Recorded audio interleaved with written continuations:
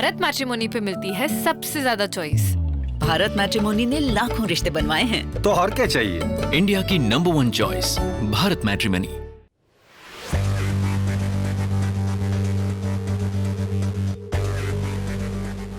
Delhi NCR की आबो हवा दूषित हो चुकी है।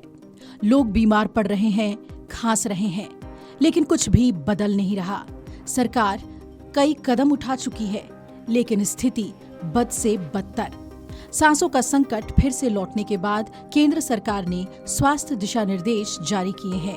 केंद्र ने वायु प्रदूषण के चलते बच्चे, गर्भवती महिलाएं और बुजुर्गों को उच्च जोखिम की श्रेणी में रखते हुए प्रदूषित क्षेत्रों के हर एक सरकारी अस्पताल में चेस्ट क्लिनिक शुरू करने का आदेश जारी किया है। राज्यों में त्वरित कार्रवाई के निर्देश देते हुए केंद्रीय स्वास्थ्य मंत्रालय ने उत्तर भारत के सभी राज्यों को 33 पन्नों के दिशा निर्देश जारी किए हैं।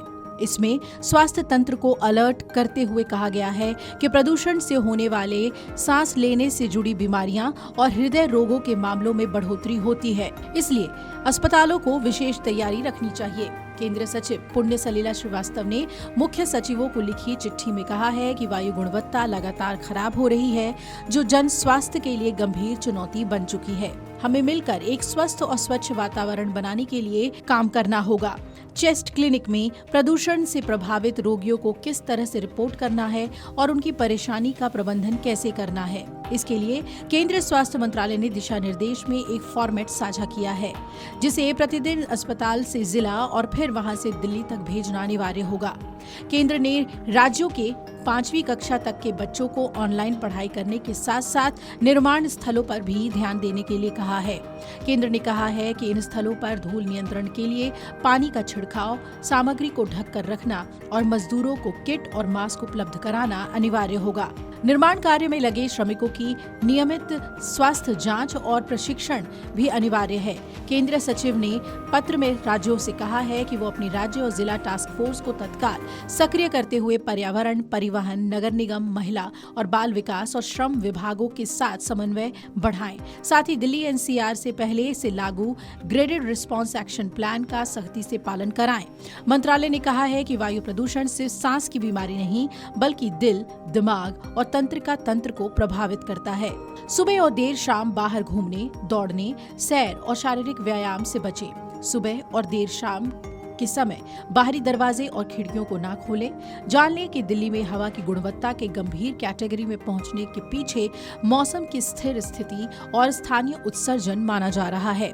ध्यान रहे कि इस साल ये पहली बार है जब दिल्ली का एयर क्वालिटी इंडेक्स गंभीर श्रेणी में पहुंचा है। सीपीसीबी के आंकड़ों के मुताबिक पिछली बार दिसंबर 2024 में दिल्ली की वायु गुणवत्ता इतनी खराब हुई थी। गंभीर कैटेगरी में AQI कितना खतरनाक है, आइए ये जानते हैं। AQI का 401 और 500 के बीच रहना गंभीर कैटेगरी माना जाता है। ये स्वस्थ व्यक्तियों की सेहत को भी प्रभावित कर सकता है। इसके अलावा ये पहले से बीमार लोगों में गंभीर श्वास संबंधी समस्याएं पैदा करता है। बिगड़ती वायु गुणवत्ता के नुकसान आखिर क्या हैं? तो आपको बता दें कि दिल्ली की बिगड़ती एयर क्वालिटी ने हेल्थ एक्सपर्ट्स को भी प्रदूषित हवा के लगातार संपर्क में रहने से दूरगामी स्वास्थ्य परिणामों को लेकर चिंतित किया है। वायु प्रदूषण से कैंसर के बढ़ते खतरे, शरीर की प्रतिरोधक क्षमता के कम होने और सांस लेने संबंधी बीमारियों से स्वास्थ्य विशेषज्ञ परेशान हैं। स्टेट ऑफ ग्लोबल एयर 2025 के एक रिपोर्ट के मुताबिक भारत में 2023 से जहरीली हवा के कारण 20 लाख से ज्यादा मौतें हो चुकी हैं। Video desk अमरुजाला.com।